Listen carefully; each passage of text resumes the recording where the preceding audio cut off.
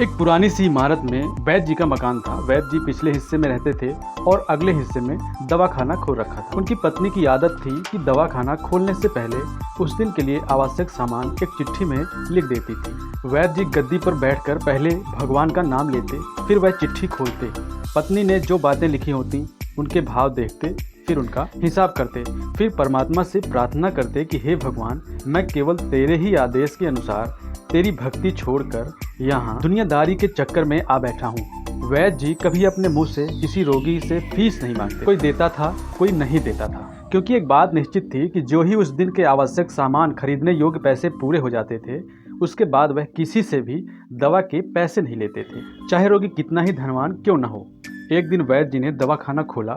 गद्दी पर बैठकर परमात्मा का स्मरण करके पैसे का हिसाब लगाने के लिए आवश्यक सामान वाली चिट्ठी खोली तो चिट्ठी को एकटक देखते ही रह गए। एक बार तो उनका मन भटक गया। उन्हें अपनी आंखों के सामने तारे चमकते हुए नजर आए, किंतु शीघ्र ही उन्होंने अपनी तंत्रिकाओं पर नियंत्रण पा लिया। आटे दाल चावल आदि के बाद पत्नी ने लिखा था, बेटी का विवाह 20 तारीख को है, उसके दहेज का सामान। कुछ देर सोचते रहे, फिर बाकी चीजों की कीमत लिखने के बाद दहेज के सामने लिखा, यह काम परमात्मा का है और परमात्मा ही जाने। एक दो रोगी आए थे, उन्हें वैद्य जी दवाई दे रहे थे।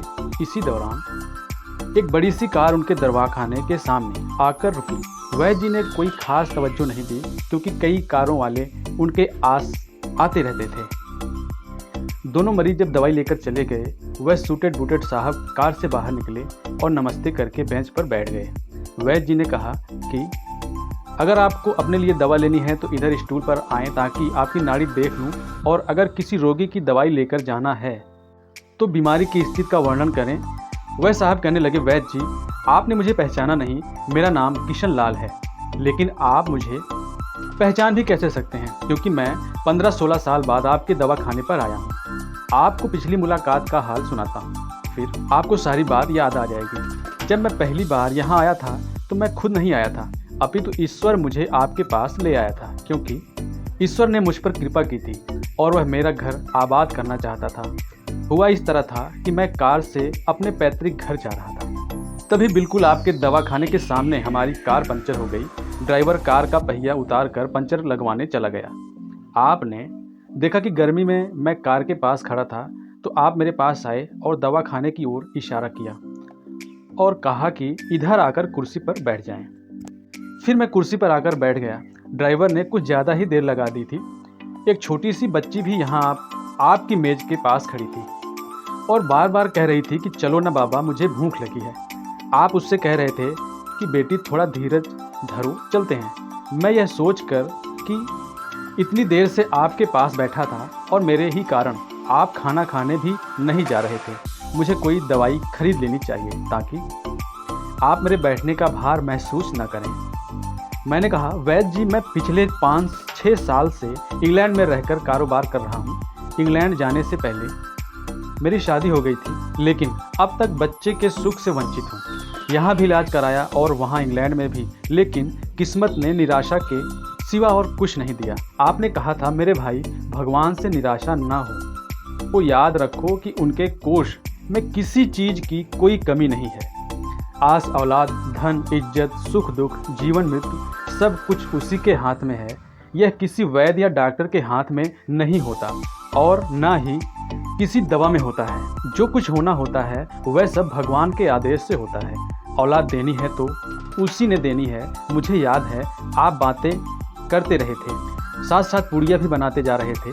सभी दवा आपने 2 भागों में विभाजित कर दी और अलग अलग लिफाफों में डाली थी, और फिर मुझसे पूछकर आपने एक लिफाफे पर मेरा और दूसरे पर मेरी पत्नी का नाम लिखकर दवा उपयोग करने का तरीका बताया था। मैंने तब वह दवाई ले ली थी, क्योंकि मैं सिर्फ कुछ पैसे आपको देना चाहता था। लेकिन जब दवा लेने के बाद मैंने पैसे पूछे तो आपने कहा था, बस ठीक है। मैंने जोड़ डाला तो आपने कहा कि आज का खाता बंद हो गया है। मैंने कहा, मुझे आपकी बात समझ नहीं आई। इसी दौरान वहाँ एक और आदमी आया। उसने हमारी चर्चा सुनकर मुझे बताया कि खाता बंद होने का मतलब यह है कि आज के घरेलू खर्च के लिए जितनी राशि वैद्य जी ने भगवान से मांगी थी वह ईश्वर ने उन्हें दे दी है। अधिक पैसे वे नहीं ले सकते। मैं कुछ हैरान हुआ और कुछ दिल में लज्जित भी कि मेरे विचार कितने नम्र थे और यह सरल चित वैद्य कितना महान है।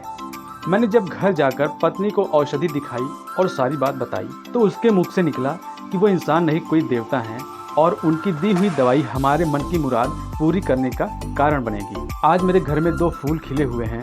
हम दोनों पति पत्नी हर समय आपके लिए प्रार्थना करते रहते हैं। इतने साल तक कारोबार में फुर्सत ही नहीं दी, स्वयं आकर आपसे धन्यवाद के 2 शब्द ही कह जाता।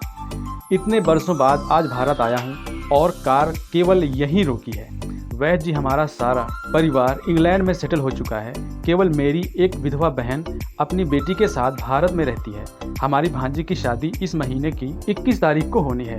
न जाने क्यों जब मैं अपनी भांजी के भात के लिए कोई सामान खरीदता था तो मेरी आंखों के सामने आपकी वह छोटी सी बेटी भी आ जाती थी और हर सामान मैं दोहरा खरीद लेता था।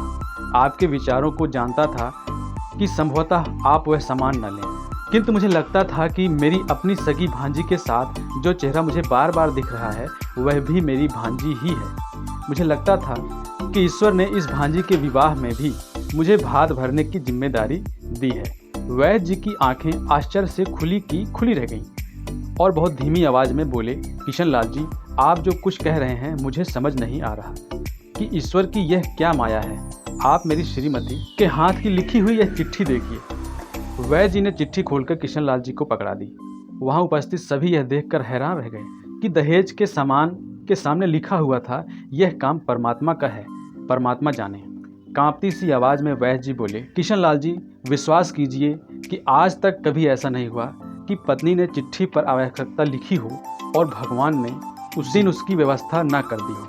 आपकी बातें सुनकर तो लगता है कि भगवान को पता होता है कि किस दिन मेरी श्रीमती क्या लिखने वाली, अन्यथा आपसे इतने दिन पहले ही सामान खरीदना आरंभ न करवा दिया होता परमात्मा ने। वाह भगवान, वाह तू महान है, तू दयावान है। मैं हैरान हूँ कि वह कैसे अपने रंग दिखाता है। वैद्य जी ने आगे कहा, संभाला है, एक ही पाठ पढ़ा है कि सुबह परमात्मा का आभार करो, शाम को अच्छा दिन गुजरने का आभार करो, खाते समय उसका आभार करो, सोते समय उसका आभार। दोस्तों, इस वीडियो को देखकर आपको क्या महसूस हुआ हमें कमेंट बॉक्स में लिख करके जरूर बताइएगा।